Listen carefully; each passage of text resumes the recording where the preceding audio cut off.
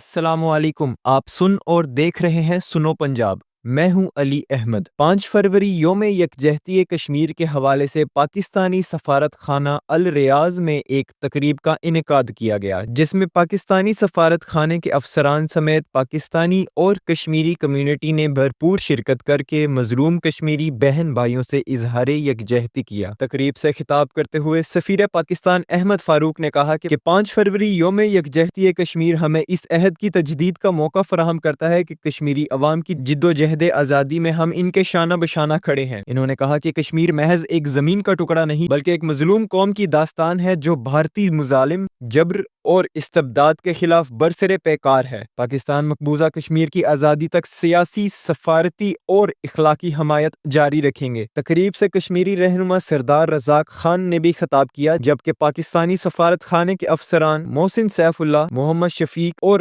نجم نواز ثاقب نے صدر پاکستان، وزیر اعظم پاکستان کے پیغامات پڑھ کر سناتے ہوئے تحریک آزادی کشمیر کے شہداء کو خراج عقیدت پیش کیا۔